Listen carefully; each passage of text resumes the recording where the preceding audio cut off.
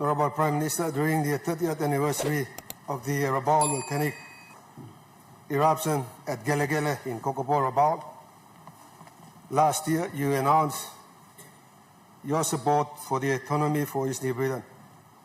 That statement raised strong expectations among our people. Our call for autonomy is not about separation. It's about empowering our province to make decisions, manage our resources, and deliver better services to our people. Therefore, Honorable Prime Minister, triple asking Tasol, what actions have been taken since the announcement last year? Number two, is there a clear roadmap or timeline in place? As Lois Nibidan, I think the discussions it's been ongoing for 24 years now. And number three, what role is the Department of Provincial and Local Level Government Affairs playing in this process? Honorable Prime Minister, while we acknowledge the support the national government has provided to East New Britain over the years in key development areas, we need to know what the national government's stand is on this important agenda that has been outstanding for 24 years. Acting Speaker, before I sit down, I would also like to commend the work of the Provincial Autonomy Committee. We have been actively progressing our autonomy agenda together with New Ireland and our provincial governments. Some have passed on, like Sir Julius Chen, Chief Sinai Brown, and this whole line and only go past these all discussions. Long time through now. Time you go East New Britain, all man by it all any other forum, Boli talk Lucia.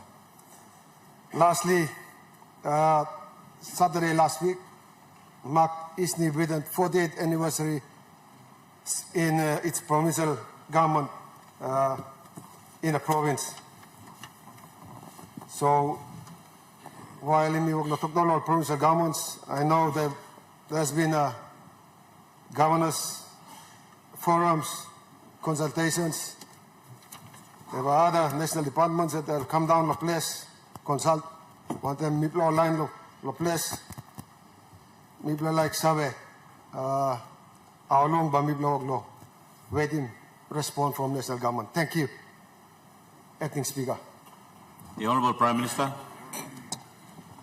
All right, the Deputy Speaker, me thank you long, brother leader, Governor Blong, new East New Britain Province. Thank you long. This three question to you on the issue of autonomy. And I noticed that autonomy conversation has been going on for a much longer time. I want to confirm that the last government did make mention and commit 3 provinces to be trial in the autonomous government arrangements. I want to also say here, in the same breath, that this autonomy conversation is not similar to the autonomous Bougainville government we have. They have their own distinct autonomous Bougainville government. This one that is proposed is to ensure that functional autonomy is held in the 3 provinces that was earmarked. Since the announcement in 2014, 2015, thereabouts, there has been some work happening. We now, through the Minister for Provincial and Local Level Government, have been asked to give a considered effort. We get these 3 provinces off the ground. But when we came into office, we threw in the economic element to it. There is no relevance or use whatsoever for you to be labeled as autonomous government unless you steal, unless you are economically strong and you are able to finance the functions that you take care of. So when we came on board, we overlaid this work. If you are to be autonomous, how do you fund functions that you are carrying yourself? You talk autonomy, but you must still depend on Waigani. Then I mean, really match him, thinking also you must send up the leg yet. So we're getting the Ministry of Provincial Local Government and our Treasury team and PM's department working. These are areas where you could be able to self-finance, self-raise finance, and carry that responsibility yourself with minimal requirement from Waigani to give support. So I want to confirm we have not killed the 3 provinces from being autonomy. We also were conscious that we had Bougainville referendum running. We do not want to run sort of these 2 things parallel, although they in principle and technically they're different, but the word autonomy also has a parallel to Bougainville. It's the same word used in Bougainville as much as the 3 provinces who were trying to be autonomous. So we're trying to make it absolutely clear. It's an autonomy level below sovereignty contest. It's an autonomy level that transfers functions clearly augmented already in the provincial and local level government law to yourselves, but also where others we could transfer, we transfer. But with the transfer, you must be able to generate revenue. Your revenue must support the functions that you have as far as autonomy is concerned. So Eastern Britain, I want to commend. I was with the provincial government and the team that celebrate the Eastern Britain Provincial Government Night, Provincial Day last Saturday in a very good program where they had culture and exhibitions going on. I want to congratulate East New Britain Provincial Government, Governor Marum yourself.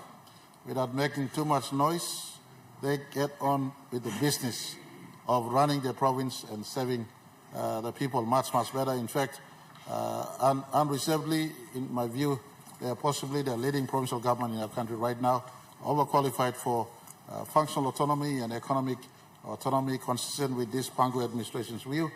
And by September 16,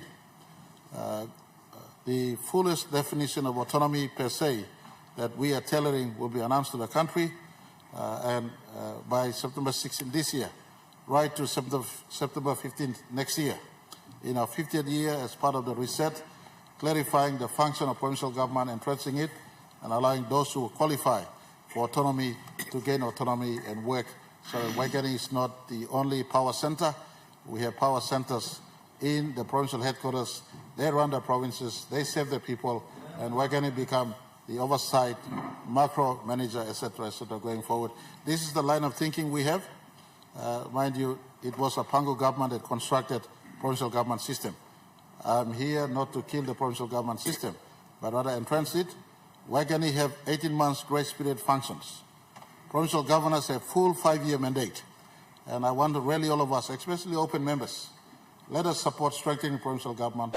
The governors have 5-year mandate. If they do their work much better with functions, life is easier for whoever is Prime Minister going forward. Thank you.